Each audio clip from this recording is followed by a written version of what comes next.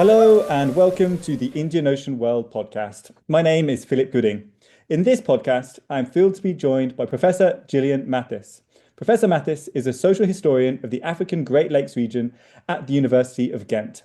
She has worked on several interdisciplinary and collaborative projects, including on land conflicts and longue durée histories of violent conflicts in the Eastern DRC, as well as on everyday violence against colonial rule in Rwanda, Burundi, and again, the DRC, the Democratic Republic of the Congo. She was also one of 10 experts in the Belgian Parliamentary Commission on Belgium's colonial past, which was responsible for writing a preliminary report that would function as a contextual framework for their activities.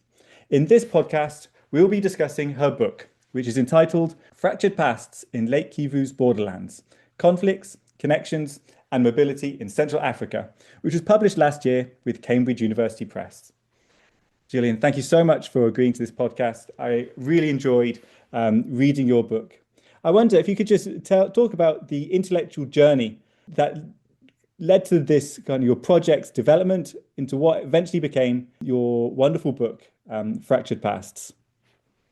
Thank you, Philip, and also thank you for inviting me. As you know, I also loved your own book on another lake, so it's very nice to be able to talk about this. So basically, I think this book has kind of a long trajectory. It started actually already with my MA thesis at SOAS in the beginning of 2000. Well, let's say in the first decade of 2000. I don't want to give away my age, maybe. Anyway, but I studied at SOAS, and then I did a master dissertation, which was, I think it was still very much classic colonial history. It was about the migration scheme, which is part of my book, between Rwanda and Congo, a colonial migration scheme that started in the 1930s. But while I was there, James Brennan, he was my thesis supervisor, also sent my dissertation to David Newbury, whose work, of course, I knew already by then. And then I started a PhD project at Ghent University, and my supervisor became Bas Lecoq, who does not work on the Great Lakes region, but who is a fantastic historian who worked back then on the Tuareg rebellions, and who was really an Africanist historian. James Brennan was that too, but during my master dissertation, I never really had the time to kind of develop that side of my research. And Bas Lecoq, again, who was a wonderful supervisor, did two things I think that really changed the project from what had been my master thesis into something resembling a bit closer what my book became, but that was still closer to my PhD. And that's that he first said, well, if you want to do the project you want to do, then you will have to do oral history. I will not let you just do what you are proposing on the basis of archival research.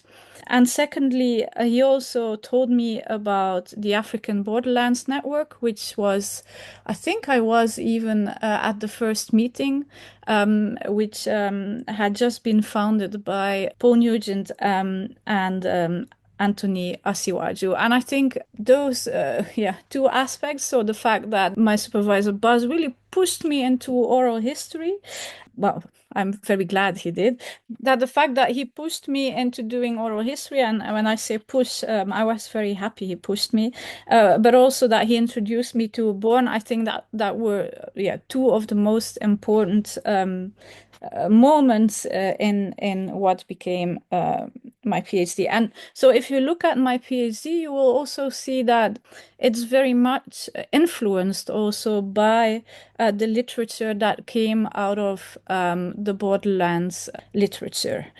I think what happened after I defended my PhD in 2014 is that on the one hand, I kept working on the region. And more so on the Congolese side than on the Rwandan side, I really crossed over more firmly into the Congolese side, although I always kept an eye on Rwanda because, well, you cannot understand the Eastern DRC without looking at Rwanda. I think that is also what my book shows. And secondly, it is that I started to kind of struggle like, how do you tell the history of this region in a way that does not kind of reduce it only to its violence? And then I'm speaking of the violence of the last 30 years. And how do you also show that there was so much more going on beyond this violence?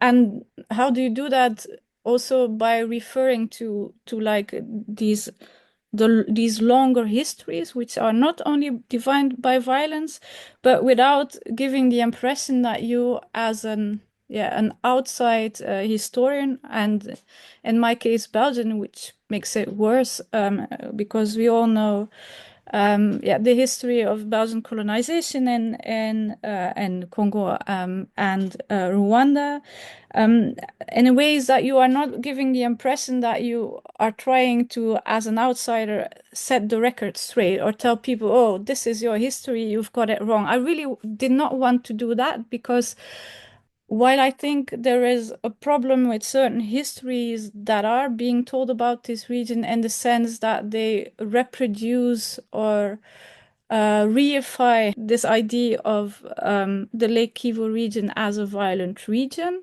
I also understand why people tell their histories in a certain way, because of course we all know that telling history is also a way to make sense of the present. And I think it took me a really long time, and that is why my PhD was published in 2014. The book was only published in 2025. I also did other things and I got a kid, but still. But I think it took me a really long time before I had found a way to write about the history of this region that was not like terribly insulting to people having lived through these histories of violence. And I'm still not sure if I really managed to do it, but I think that the fact that it took me so long also made it into a better book and more nuanced and more wary also about how, as historians, we especially when we are talking about like very sensitive stories, to not just come in and think like, I'm gonna tell you how it happened, and because the reason why people sometimes tell these other stories are exactly because of the present, which is often still very painful. Yeah, that's a great answer. Thank you.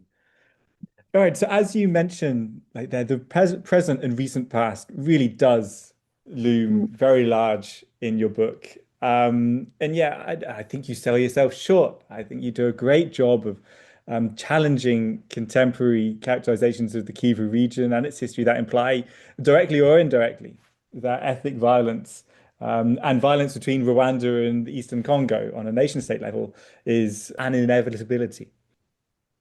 I wondered if you could kind of more go into a little more depth though. Like I'd imagine the kind of these kind of ethnic or national histories um, may have been kind of very present in a lot of your interlocutors' understandings of the past.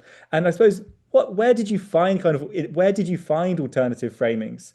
What questions did you pose to your, I suppose, even your to people in the region or even in the archival materials that enabled you to kind of uncover understandings of the region's history where because ethnicity and the nation state were maybe less important to historical developments than they are now.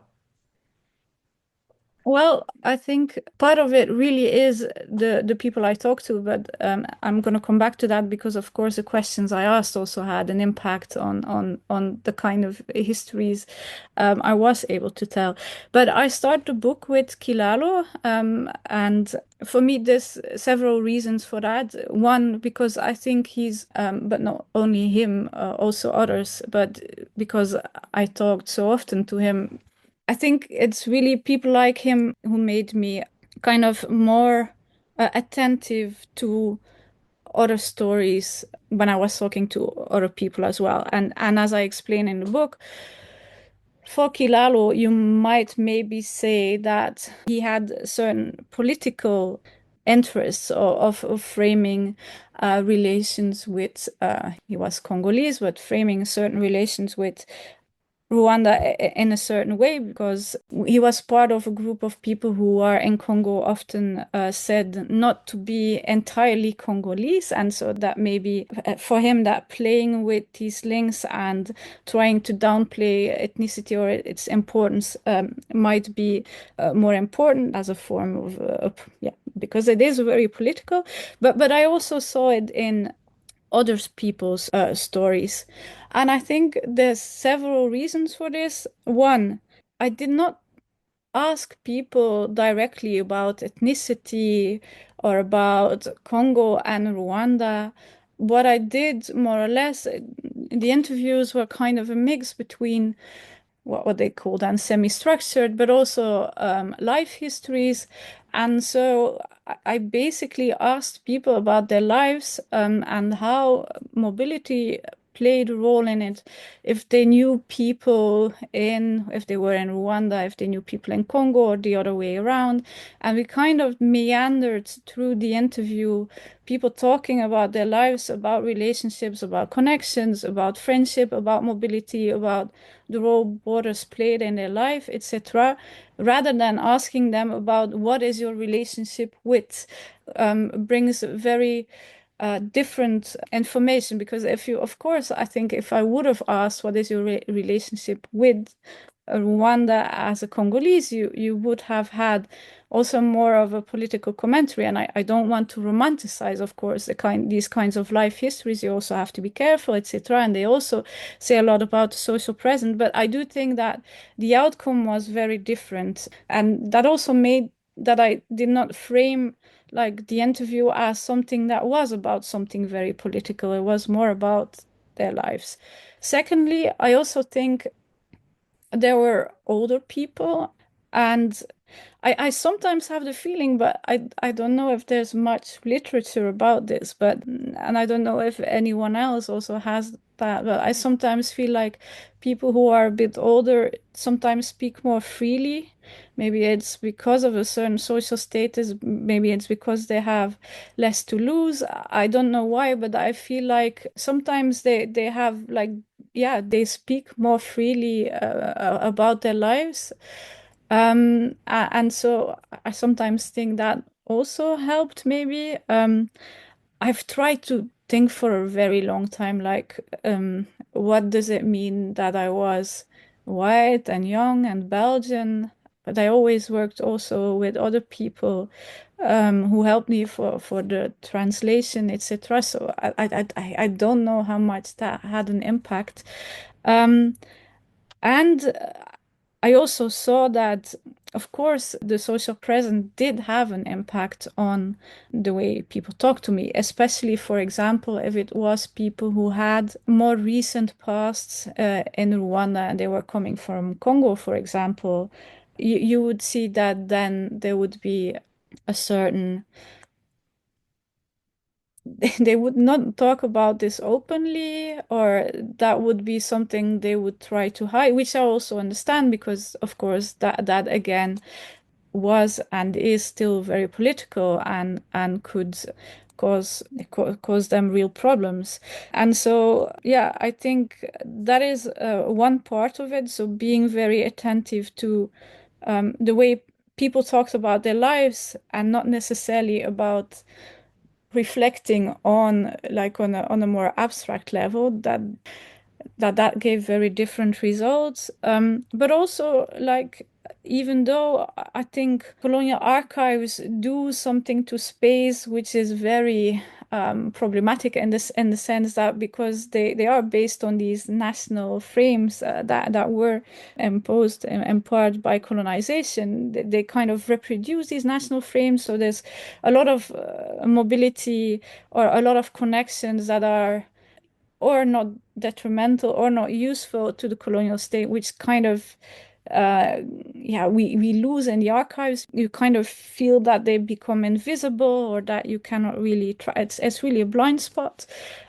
especially in the exasperation often of colonial administrators. You kind of see how connected this region really is, and how, and especially in earlier periods, how they themselves, they really have a problem with trying to read populations and their quote unquote ethnicities, quote unquote identities. To what group do they belong? To what political authority do they belong?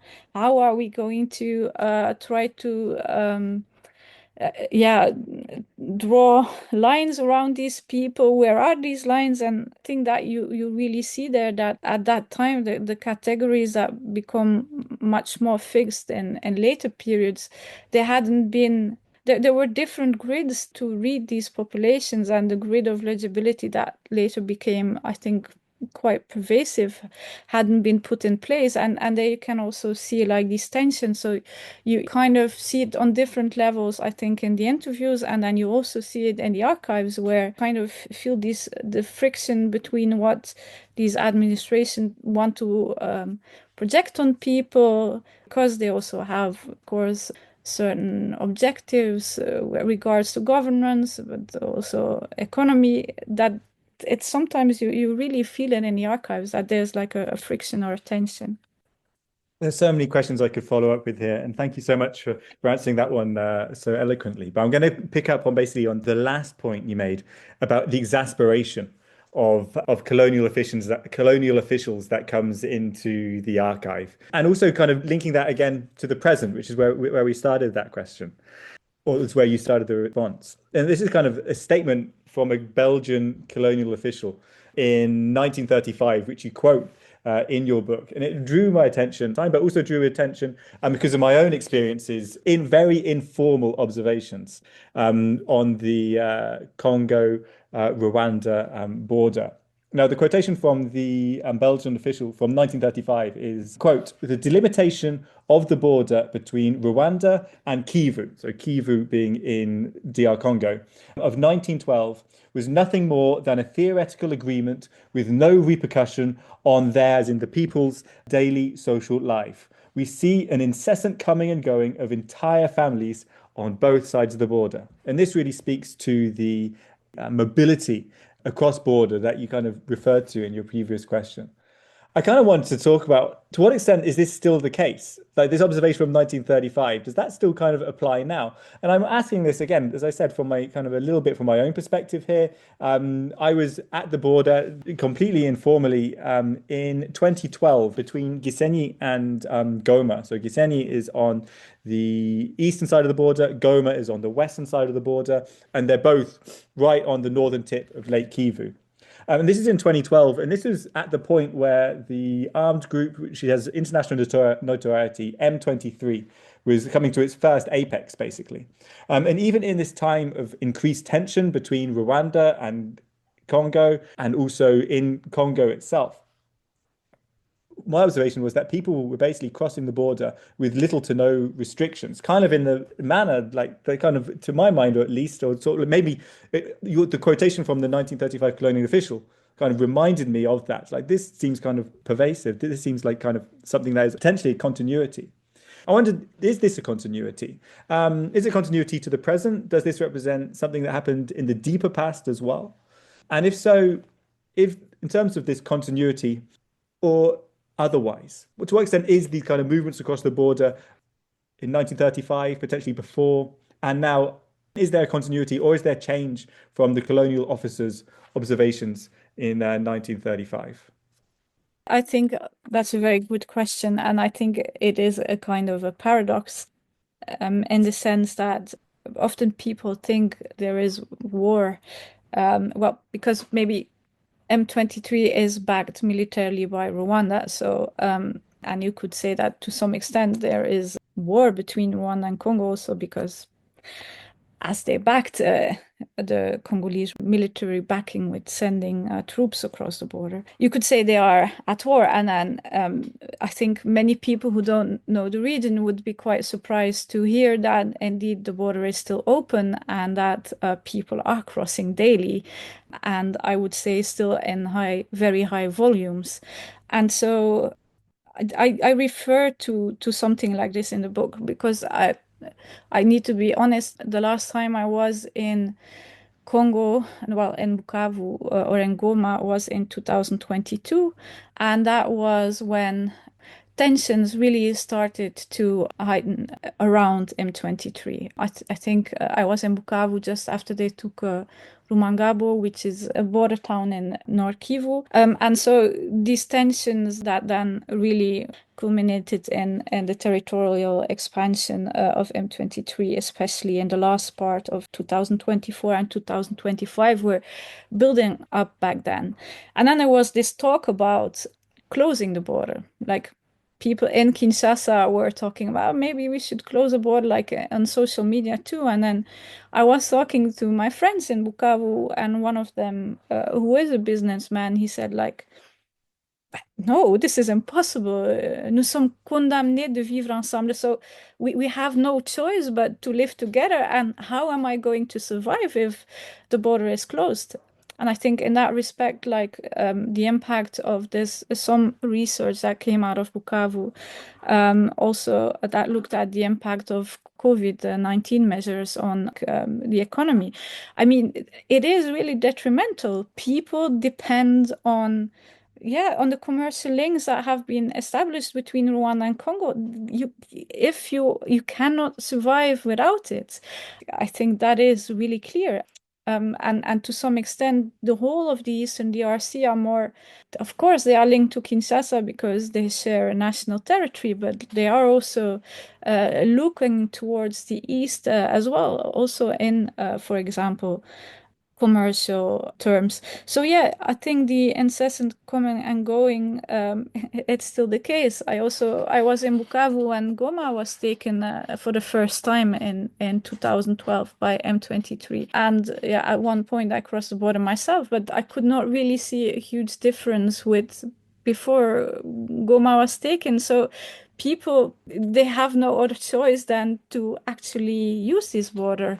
Now, how is that the same or different? Well, I think it's still the same in the sense that, and this is an insight that comes straight from border studies, that in order to, you can cross a border and this can bring you benefits, but the border needs to be also dividing two things in order for you to be able to seize these benefits. So I think that is really clearly going on here. But then I think that what matters, and what I think I wanted to also show with the book, and maybe I did not make it clear enough. I'm very good at criticizing myself, but maybe in the book I should have made it clearer which levels I was talking on, because of course this, and I think I hint to it in the conclusion, of course this kind of cross-border mobility goes on. It's not because the border is there that this mobility kind of stops, but I think that the meanings attached to it have changed. And maybe not always. I think that's difficult to really find. Well, for me, it was difficult to find evidence for that because I'm a historian and I'm not an anthropologist, and it's not the questions I ask. But I do think that this fluidity still goes on, and I also have kind of indications for that. But I think that the meanings attached to it, especially like in political discourse, have changed drastically, in the sense that it's very clear for me that still having kind of links to both sides of the border are very useful. I mean, having family or having kin at the other side of having commercial links, having friends, that helps you if you want to thrive in what is a Borderlands economy. But at the same time, that's also made suspicious in political discourse because, of course, in Congo today, Rwanda is the enemy, although not for everyone. And I mean, you have this I think it plays out. The border kind of comes into play, but on different levels and with different consequences according to the context we are talking about. And I think maybe that's one thing I should have made clearer. So yeah, I think the continuity is there, that people still cross. And I think that already in 1935 they did not cross as if it didn't exist. I think they already made use of the different spheres that had been created by that border, and that they were trying to exploit the different economies. But I think that the meaning of what this mobility means, of what it means to be part of this liminal sphere, or to have liminality, I think that the meanings attached to it have really changed in comparison to before. That's what I think, basically. Wonderful. So maybe we can unpack this idea of the liminal sphere and kind of the how you're saying that the kind of differing opinions of Rwanda from the Congolese side a little more. One of them really the hooks that really kind of grabbed me, that I thought was a really great device kind of explaining kind of this Lake Kivu region, or the Kivu region, which transcends both sides of this border. As you kind of really discuss a disconnect between political, linguistic, and cultural boundaries, understandings even as well, of the region. Could you kind of tell us why these distinctions so important for kind of understanding the Lake Kivu region? How did you kind of come up with this framework conceptualizing the Lake Kivu region, that where you did make these distinctions between political, linguistic, and cultural? And I suppose then the kind of the follow-up question to that is, how do linguistic and or cultural understandings of Lake Kivu's history, so challenge or encourage us to revise nationalist or political framings, those of the African Great Lakes region? I might, after I finish the first part, maybe I'll need to hear the second part again. I'm sorry for that. That's fine, absolutely fine. Yeah. Well, actually, the distinction I make between like cultural and political understandings, or like where are the cultural and the political boundaries, I basically got it from Emmanuel Hizimana, who was a Rwandan historian, and David Newbury, who kind of simultaneously already make that distinction, but I took it up and then kind of ran with it. Basically, what Emmanuel Hizimana says is that there's this understanding of, yeah, what it means to be Rwandan, which is cultural, and then there's one that is political, and they are not necessarily the same thing. And basically, David Newbury says something similar, and I agree, and I think that it's not even only for Rwandans. You could also say the same thing in the 19th century for what we now would call Bashi people in South Kivu, for example. And I think it's a fact that people can have some commonalities, linguistic commonalities, cultural commonalities, but that does not mean that they necessarily belong to the same social political unit. And this idea that these two always have to coincide, I would say, is very much a colonial creation, but you could also maybe say a 19th century European creation, and not necessarily something that has always existed. Today we see this as very natural. That I think it's the whole idea of nationalism is kind of predicated on the fact that, you know, you have something that coincides, you have authority that coincides with identity, and with territory. But yeah, I don't think that was necessarily always the case in the late 19th century region that well that the Lake Kivu region was, which was a frontier, where you also see that there's a kind of waxing and waning as well of territory, but also there's a lot of mobility of groups as well for very different reasons. And so that's part one of the question, I hope, but what I forgot about part two. I actually think you covered it. I think it's really good. And the fact that you're referring to Newbury, and sorry, I'm not familiar with the other scholars' work, so I can't really comment on so much. But the fact that it's a wider regional thing. The second question was very much just how do linguistic and cultural understandings with the region's history challenge nationalist or political framings? But I think you've pretty much covered Yeah, that, unless there's something else you want to add to it.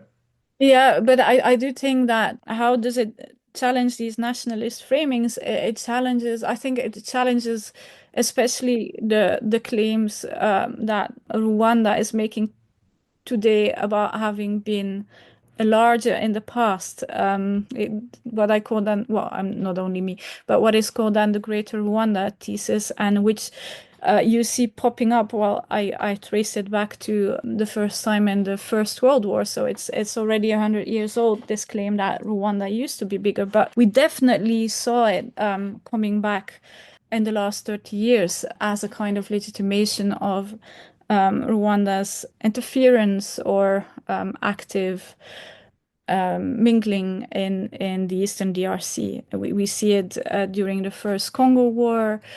We see it again when M23, for the first time in its first iteration in 2012, 2013, is very much involved in what M23 is doing. And we also saw it in the run-up and today as well, in the way Rwanda is implicitly or explicitly claiming why they have a right to be in Congo today. And the way it does it is because there seems to be this implicit idea in Rwanda today and 100 years ago as well, that because you have these people who are culturally connected to Rwanda or who speak Kinyarwanda, that this was also politically part of the Rwandan kingdom. And I think that is very much not the case. And so this idea of Rwanda being already this nation state in the 19th century, I also don't believe that historically that is true. But again, that's what nationalisms do. They kind of try to project longevity of the nation state into the past. And this is not, I think, something that is particular to the region or to East Africa. That's something that we see very much in Europe as well. So, but I think just kind of delinking these two dimensions of what it means to be Rwandan or to belong to Rwandan kind of helps us really take the angle out of these political claims as well. Because it's also not denying that Kinyarwanda speakers were a part of what is today Congo before colonial borders were drawn, which is, of course, the discourse we often hear in Congo. So it's, yeah. It's absolutely fascinating. Right, I think I'm going to have two more questions about the book, which kind of diverge from the trajectory we've been following. Okay. But the first one, and I'm sorry to both you and the listeners, because I'm going to be abusing my position as host here. And because anybody who's read any of my scholarship knows that I'm very interested in lakes, including the African Great Lakes. And I just wanted to know, so how does Lake Kivu itself, how does it shape the nature of kind of the frontier or borderland between present-day Rwanda and DRC? What challenges and opportunities does the lake itself provide for people wanting to cross, build connections across, or regulate even the frontier or borderland from, I suppose, from above? And I suppose broader question here is the more relevant one. In what ways does the lake itself make the Kivu region's history distinct from that of potentially other frontiers or borderlands? Yes. Ha. I knew you would ask me this question, and I thought about it because, to be honest, so the project I'm working on now, and maybe we'll talk about it later too, is actually a project which I really wanted to do, but I also wanted to really do a project about African lakes as border spaces, but I never managed to write it because I could not think it through. And I think that the aspect you touch upon here now, I think you do it much better in your book because I You think are much too kind. Thank you, though. yeah, I think what is a bit lacking from my book is this ecological dimension. I kind of point to it in the beginning and say it's important, I think I use references to your book there. Philip's book is called On the Frontiers of the Indian Ocean World, and you really have to read it too. Anyway, but I do not really address it in the book, and I think it's kind of a missing link, and I think it would have been very interesting, but I don't really do it. The only thing I think about that is that I do think that ecology has an impact on the way people can be mobile. I mean, a boat is not the same, but you can also walk around it. It's also a smaller lake. And I think that's a big difference with Lake Tanganyika, which is much more difficult to navigate. And you cannot just walk around it. It has more waves, etc. So that's already one thing. Like Lake Kivu is quite a manageable lake, I would say, in terms of as far as lakes go. And then, yeah, I was much inspired by what David Schoenbrunn says about lakes. It's that people who live on the shores of a lake have much more neighbors than people who live on the land because of all these connections, which it makes possible. Again, if you know how to navigate, because that's also kind of a special skill you need to have. And so you need to either be able to navigate it, or you need to know people or have contacts with or connections to people who know how to navigate. And it's really fascinating because, and that's partly in the PhD, but it's not in the book. I talked to pagayeurs, so people who did the crossing on the Ruzizi River. And it's fascinating how important they were also in facilitating like cross-border mobility. And if I would have looked more at Idjwi Island, because I'm kind of focusing in the book, I think, most on the two extremities of Lake Kivu, and Idjwi is a big island, for those who don't know Lake Kivu, like really in the middle, then I think I would also have had more information on that. So I think it would have been fascinating to also focus on that, really trying to understand as well how mobility is or mobilities are shaped by the fact that this is a lake, and how it also maybe differs from like crossing on the northern extremities of the lake towards Rutshuru, for example, what it meant, what it means for people to be actually living on the border in a lake, like the people from Idjwi who really have these connections with both sides, and how that changed. But I didn't do it. And I again, as I said, I think often a book is like realizing what you could have done too. Writing a book is realizing what you could have done or what you could have done better. And of course, hindsight is always 2020. But yeah, I think that it would have added something, and it would have added an extra layer to the analysis, but I didn't do it. And I have ideas about how it could be done, but it never materialized. I think those ideas are really good, and perhaps maybe we'll discuss off air some of them. I don't want to. It would end up devolving into a conversation about the comparisons with Lake Tanganyika, which I don't think be very much a much more niche topic. So maybe we'll talk about that some other time. But thank you very much for answering that question. Anyway, I think it's some really interesting points to pick up there. The final question I want to ask about your book, and we talked right at the beginning a lot about your oral histories, and how integral they were to your research and then to your book. And the fact that it opens with an oral history that's a thread that runs through from beginning to end, and in terms of who you cite, when you cite them. It is absolutely fundamental to the book. Now, I think actually some listeners may be surprised that you're able to conduct such in-depth research in the region in the last 10 to 15 years. And you mentioned you yourself were able to cross the border around the time of around times when tensions between Rwanda and Congo have been particularly high, when insecurity and instability on the Congo side has been especially high, particularly in the last 10, 15 years, related to M23. And as you said, you were encouraged to do oral research right from the outset, from the beginning of your PhD research. So it has really been fundamental, not just to the book at the end of the day, but to the whole research process.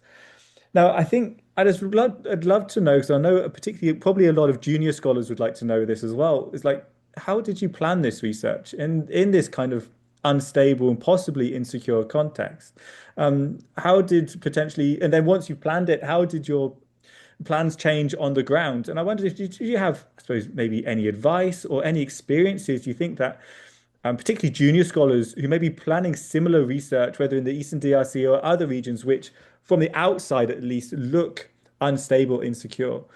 Do you have any kind of nuggets that you could kind of share with us, that you'd be willing to share with us, just about your oral research? Something that I think a lot of people struggle with, certainly at the planning stage, and then once they're on the ground as well. It would be great to hear any thoughts you have. I think that is a very good question, but also a difficult one because, again, there's a lot of nuances and complexities that need to be added. First of all, I think with the bureaucratization of ethics, but also like risk management in research today, I don't know if it would still be possible at my own university to still do this research as a PhD researcher today, because indeed I think the Eastern DRC would, and not only now, but also the way it was when I did research, would be framed as too unstable. However, I find it also kind of difficult to talk to this question because for me, this was a research side, but for many people, this is just their lives. So, yeah, it's dangerous and it's difficult, but I always had the choice to just leave. And there's very little stakes for me. For example, if I write something, the chances that this can have a negative impact on myself or even on my family is non-existing because I am an outsider. And I think this is very different for researchers who are in the region today, Congolese researchers, and I would say because there's many of them and they often do not get the same platform as I have gotten probably.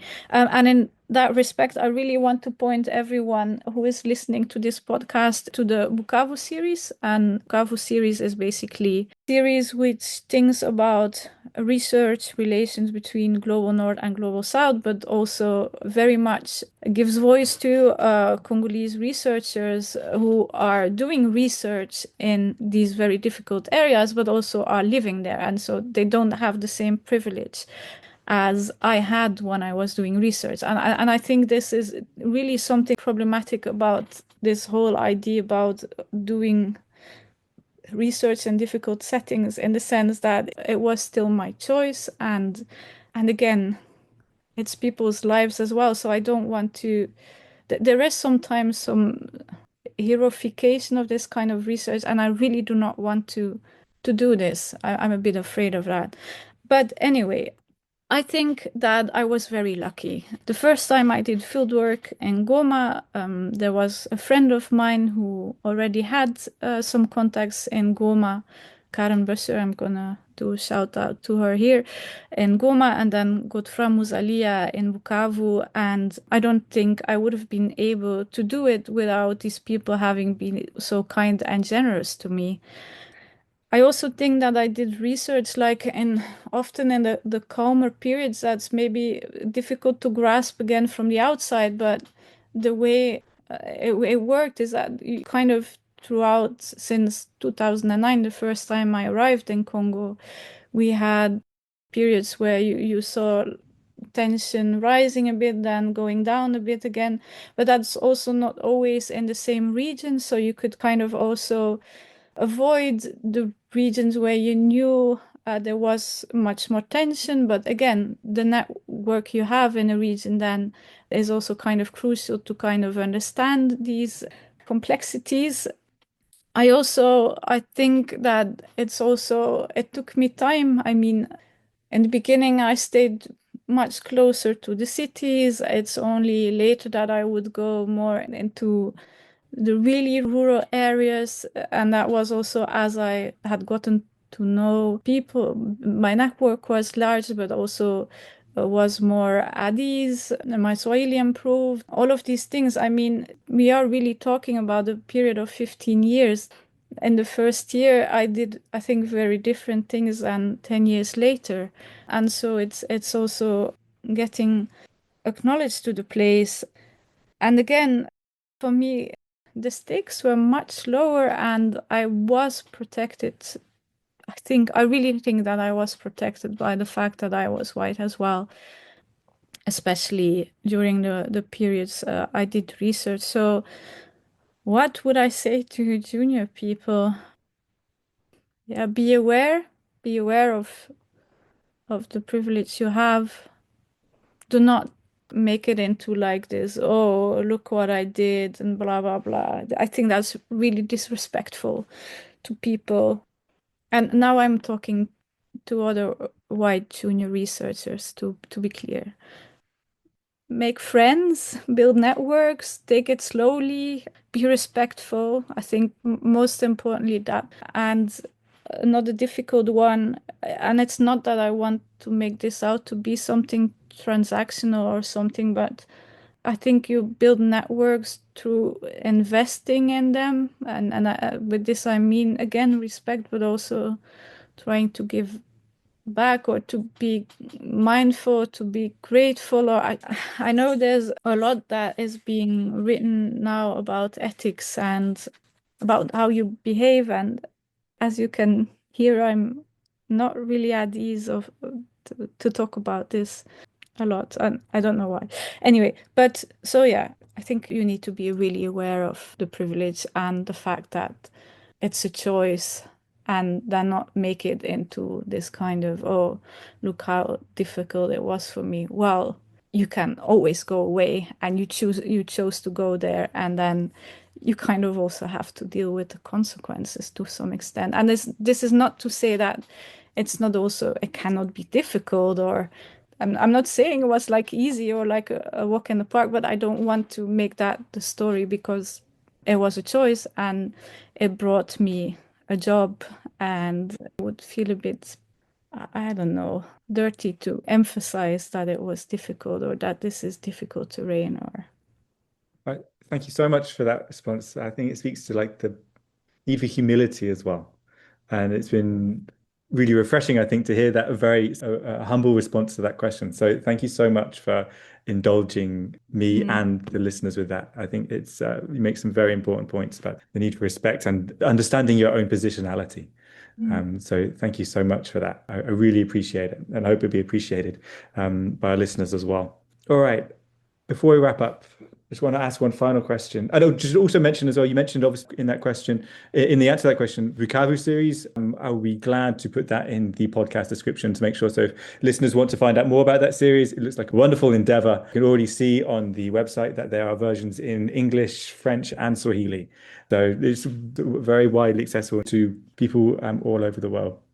And there's the Bukavu Series 1, and then there's 2.0, which really speaks to how it is to be a Congolese researcher in the current moment of M23 occupying parts of the Eastern DRC, and what it means to be a researcher in this context and the strain on people, etc. And that's what I think that needs to be centered always and foremost, not like how white researchers feel about it, but that it's people's lives, and that there's also all these Congolese researchers who deal with this in much more impactful ways. Wonderful. It looks like a wonderful resource. Yeah, and I'm very happy to put it in the podcast description. And I myself look forward to exploring it as well later today. Finally, before we wrap up, final question. It's the one I always finish these podcasts with. What are you working on now? You already pointed to it. I got one of these ERC projects, which is a project from the European Research Council. I was very lucky to get it. It's a project on colonial violence, again in Congo, Rwanda, and Burundi. It's a long durée take on colonial violence. It's also, well, my claim was that we might not understand colonial violence as well as we think, because we are not looking at it as much as we could in its everyday expressions. And of course, there's also people like Monsieur Moyd and Mushalek who have already made that argument. But the way I try to push it is that if we look at these everyday instances, we cannot only look at men in uniform or like people officially employed by the state as violence workers, but we also have to look at other intermediaries.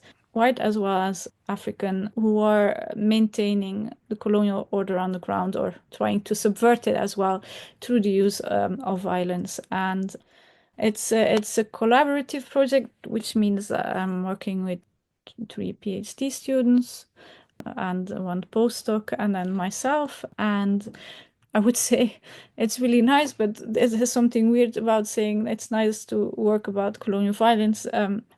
But it's very interesting, and I do hope that, yeah, it will again change the way we look at colonial violence in this region, in the sense that because of the large scale violence that this region has seen over the last 30 years again, and this is not limited to Congo or Rwanda, this is also the case for Burundi. I think we kind of have tended to not look at these everyday forms of violence or the less spectacular forms of violence, but that they are also understanding certain continuities today. And of course, you have also worked about, for example, the enslavement and the slave trade in this region. And I think that also kind of feeds into certain forms of colonial violence, which have not been analyzed enough so far in the historiography. You also know that Burundi in general is kind of overlooked as far as the historiography goes, especially when compared to, for example, Rwanda. And so I'm kind of looking forward to where it is going to get us. We'll see with these big projects that are sometimes quite ambitious.